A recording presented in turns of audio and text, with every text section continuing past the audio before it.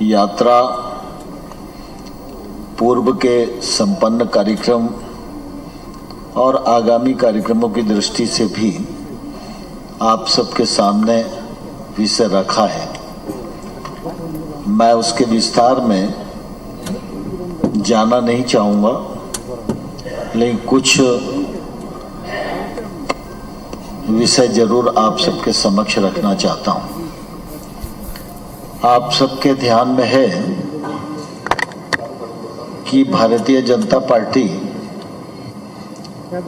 लगातार 5 वर्षों तक विकास, जन सेवा और गरीब कल्याण के लिए काम करती है। जब निर्वाचन की बेला आती है तो उन सब उपलब्धियों को आम जनता के समक्ष रखें और अगले चुनाव के लिए जनता से आशीर्वाद लें। इसके लिए जन आशीर्वाद यात्रा का आयोजन होता है। ठीक उसी प्रकार इस बार भी जन आशीर्वाद यात्रा का आयोजन हुआ और जन आशीर्वाद यात्रा में जो जनता का अपार स्नेह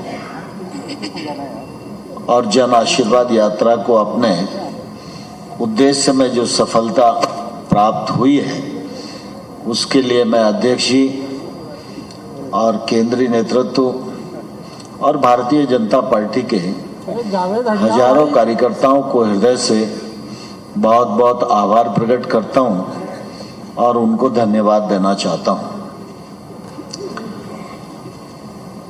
आज के ठीक कुछ ही समय पश्चात भारतीय जनता पार्टी के कार्यकर्ताओं का महाकुंभ 25 सितंबर को संपन्न होने जा रहा है। 25 सितंबर पंडित दीनदयाल उपाध्याय जी का जन्मदिन है और आप सब इस बात को भलीभांति जानते हैं कि भारतीय जनता पार्टी की जो राजनीतिक धारा है, उसकी प्रेरणा पंडित दीनदयाल उपाध्याय जी का चिंतन है। हम प्रतिपक्ष में रहें तो भी, सत्ता पक्ष में रहें तो भी उसी प्रेरणा के आधार पर सृजनात्मक काम करते हैं और अपने दायित्व को पूर्ण करने का प्रयास करते हैं। विधानसभा चुनाव की बेला है। 25 सितंबर पंडित दीनदयाल जी का जन्मदिन है। लाखों कार्यकर्ताओं का महाकुंभ है। प्रधानमंत्री नरेंद्र मोदी जी का नेतृत्व और मार्गदर्शन है और मैं समझता हूं कि 25 सितंबर कार्यकर्ता महाकुंभ में भारतीय जनता पार्टी का कार्यकर्ता विजय का संकल्प करेगा तो चुनाव तक की यात्रा और विजय को सुनिश्चित करने का दिन तक में 25 सितंबर का ये संकल्प निश्चित रूप से मील का पत्थर साबित होगा, ऐसा मैं विश्वास पूर्वक इस अवसर पर कह सकता हूं और भारतीय जनता पार्टी की विजय सुनिश्चित होगी। हम सबके लिए बहुत ही प्रसन्नता का विषय है कि मध्य प्रदेश को यहाँ बैठे हुए महानुभावों ने लंबे समय से देखा है। मैं समझता हूँ कि आलोचना के बहुत सारे बिंदु संसार और समाज में विद्यमान रहते ही हैं, लेकिन यह बात सर्वविदित है कि 2003 के बाद मध्य प्रदेश को विकास के पथ पर आगे बढ़ाने में भारतीय जनता पार्टी की सरकार और शिवराज सिंह जी के नेतृत्व ने महत्वपूर्ण भूमिका का निर्वाह किया है।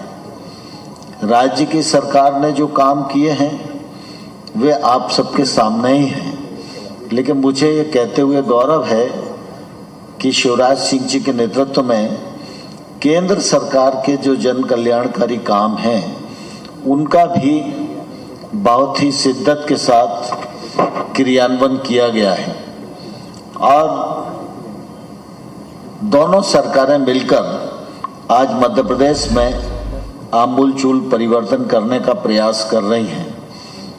एक तरफ शिवराज जी का नेतृत्व है और दूसरी तरफ मोदी सरकार की भी योजनाएं, जैसे प्रधानमंत्री आवास को लें, शिवराज जी ने 44 लाख लोगों को मकान बनाकर दिए।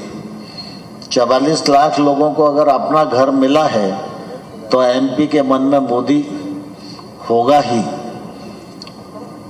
ऐसे ही कोविड का जब समय था तो लोगों को लगता था कि पता नहीं दुनिया में क्या होगा, सब हतप्रभ थे। लेकिन हम ये गौरव के साथ कह सकते हैं कि दुर्भाग्य से कोविड में बीमारी के कारण किसी के जीवन का अंत हुआ हो, लेकिन भूख के कारण मध्य प्रदेश में, पूरे देश में किसी भी व्यक्ति को परेशान नहीं होना पड़ा। और शिवराज जी की सरकार ने भी राज्य के 5 करोड़ लोगों को मुफ्त में खाद्यान्न पहुंचाने में जो सार्थक भूमिका निभाई है वो निश्चित रूप से बहुत ही महत्वपूर्ण है। फिर वो पीएम किसान का क्रियान्वयन हो, सीएम किसान का उसमें जोड़ना हो, शौचालयों की स्थापना हो, उज्ज्वला योजना का क्रियान्वयन हो, गरीब के जीवन स्तर में सुधार लाने की दृष्टि से जो रंग भरने का काम राज्य की सरकार को करना चाहिए वो बहुत शिद्दत के साथ निश्चित रूप से हुआ है। और आप सब इस बात को भी ध्यान रखते ही हैं कि प्रधानमंत्री नरेंद्र मोदी जी अब तक जितने प्रधानमंत्री हुए सबका अपना अपना योगदान उनके कार्यकाल में रहा है, लेकिन प्रधानमंत्री नरेंद्र मोदी जी की जो कार्य पद्धति है वो अपने आप में अद्भुत और अद्वितीय है। आप सब ने अनुभव किया होगा कि अभी G20 का सम्मेलन हुआ और G20 के जो डिक्लेरेशन में महिलाओं पर एक बड़ा पैरा लिखा गया जिसको सर्वसम्मति। प्रेस कॉन्फ्रेंस इस वक्त शुरू हो चुकी है। मुख्यमंत्री लाडली बहना योजना 1,32,00,000 बहनों के खाते में पहले 1,000 और अब 1,250 रुपए की राशि डाली जा रही है। ये 3,000 तक जाएगी, ये हमारा संकल्प है। तो हम तो जनता की सेवा के जो काम हमने किए हैं मैं दोहराना नहीं चाहता। आदरणीय अध्यक्ष जी ने, आदरणीय नरेंद्र सिंह जी ने कई कामों का उल्लेख किया है। उसके कारण हम जनता के बीच जा रहे हैं और जन आशीर्वाद यात्रा निकाल रहे हैं। जन आशीर्वाद यात्रा को अभूतपूर्व सफलता मिली है। इसके लिए मैं अपने प्रदेश अध्यक्ष श्री विष्णुदत्त शर्मा जी को, उनकी टीम को और लाखों लाख कार्यकर्ताओं को बधाई देता हूं, उनका अभिनंदन करता हूं। जनता का भरपूर आशीर्वाद हमें मिला है, लेकिन कांग्रेस जवाब में निकाल रही है आक्रोश यात्रा। देखो, हमने जितनी यात्राएं निकाली, जन आशीर्वाद यात्रा, एकात्म यात्रा, स्नेह यात्रा, लेकिन कांग्रेस को नाम ही मिला आक्रोश। सुनते ही मन विचलित सा होने लगता है। और आक्रोश भी प्रकट किसके लिए हो रहा है? कांग्रेस के कार्यकर्ता और नेता आपस में आक्रोश का प्रकटीकरण कर रहे हैं। धक्का मुक्की, डंडा और पता नहीं एक जगह तो बंदूकें भी निकल गई। हम कमलनाथ जी पहले से जानते थे कि आक्रोश किसके खिलाफ है। तो श्री दिग्विजय सिंह जी का तो पोस्टर से फोटो ही गायब हो गया। आक्रोश यात्रा के पोस्टर से दिग्विजय सिंह जी का फोटो गायब, तो श्री कमलनाथ जी आक्रोश यात्रा से गायब हैं, वो कहीं दिखाई नहीं दे रहे। अब मुझे तो आश्चर्य लगता है कि ऐसी पार्टी जिसका नेता पहिए वाले सूटकेस को सर पे लेके चलता है, उसका भविष्य क्या होगा? आप कल्पना कर सकते हैं, आप अंदाज लगा सकते हैं। मित्रों, कांग्रेस के खिलाफ आक्रोश है इसलिए कि 2003 के पहले अब तक उभर नहीं पाई कांग्रेस। मिस्टर बंटा ढार इसलिए फ्रंट पर नहीं रहा, और कई बार तो वो खुद ही कहते हैं कि मैं जाऊंगा तो वोट नहीं मिलेंगे। ये आक्रोश कांग्रेस के खिलाफ है जो बदहाली 2003 के पहले की। और जब श्री कमलनाथ जी 2019 में आए, क्या किया उन्होंने? सारी योजनाएं भारतीय जनता पार्टी की सरकार की बंद कर दी थी उनने। उन्हें संबल योजना बंद करने का पाप किया, इसलिए उनके खिलाफ आक्रोश है। उन्होंने हमारे बेटा बेटी से लैपटॉप छीन लिए जो मैं बच्चों को देता था अगर वो अच्छे नंबर लाते थे 12वीं में, इसलिए उनके खिलाफ आक्रोश है। उनने बैगा, भारिया, सहरिया जो अत्यंत पिछड़ी जनजाति से मेरी बहनें आती थी, उनको आहार अनुदान के 1000 रुपया देते थे। कमलनाथ जी ने वो 1000 रुपया तक उन गरीब बहनों से छीन लिए थे, इसके लिए उनके खिलाफ आक्रोश है।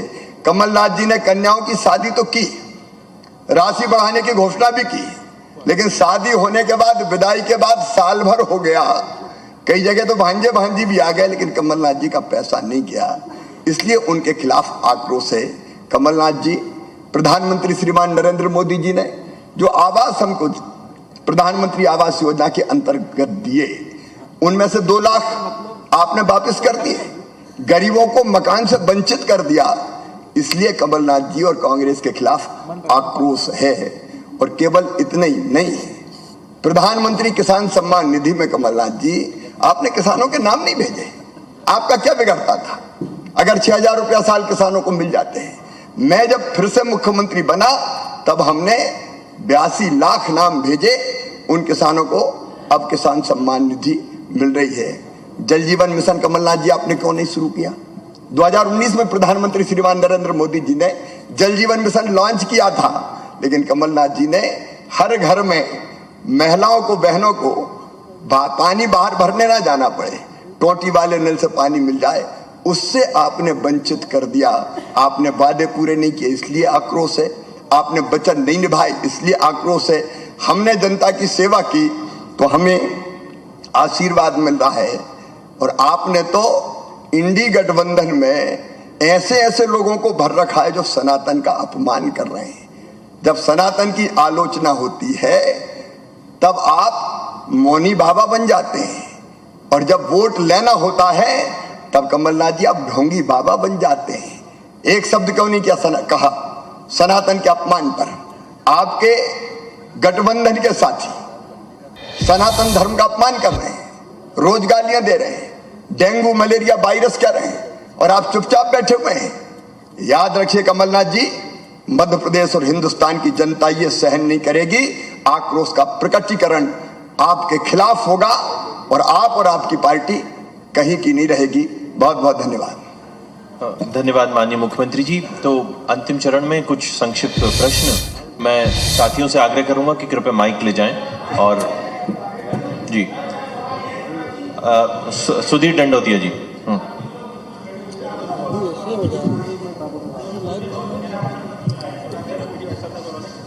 क्या मध्य प्रदेश के अंदर चुनाव अभी होने वाले हैं, मध्य प्रदेश बीजेपी संगठन ये पहल करेगा कि 33% टिकट जो है महिलाओं को दिए जाए? आरक्षण का प्रावधान हो गया है, उसका पालन होगा। तो जब होगा तब पालन होगा। सुधीर जी, भारतीय जनता पार्टी का हमेशा से प्रयास रहा है, रिजर्वेशन है तो वो तो कानून है, लेकिन इसके प्रयास भारतीय जनता पार्टी के संगठन में, आपको जानकारी के लिए मैं बताना चाहता हूं, माननीय प्रधानमंत्री मोदी जी के नेतृत्व में अमित शाह जी जब राष्ट्रीय अध्यक्ष थे और माननीय नड्डा जी बने, हमारे पदाधिकारियों में 33% महिलाओं की सहभागिता हो, ये प्रयास भारतीय जनता पार्टी आज भी पहले से कर रही है, और हम इसको बिल्कुल प्रयास के साथ आगे बढ़ रहे हैं। इसलिए ये भारतीय जनता पार्टी के नेचुरली प्रोसेस में ये है। शर्मा जी, चलिए हमारा एक पहला सवाल है, वीडी शर्मा जी सवाल है हमारा, कि भारतीय जनता पार्टी से काफी कार्यकर्ता, नेता, विधायक, यहाँ तक कि प्रचारक भाजपा छोड़कर जा रहे हैं, इसकी जिम्मेदारी किसको देंगे आप? प्रधानमंत्री जी को देंगे या शिवराज जी को देंगे या खुद आप लेंगे? कहीं ना कहीं कोई तो जिम्मेदार है इनको छोड़कर जाने का। मैं एक सवाल और पूछूंगी शिवराज जी से। एक प्रश्न का ही आग्रह है क्योंकि समय संक्षिप्त है। जी नहीं, अच्छा सवाल। पहले मैं बताऊं,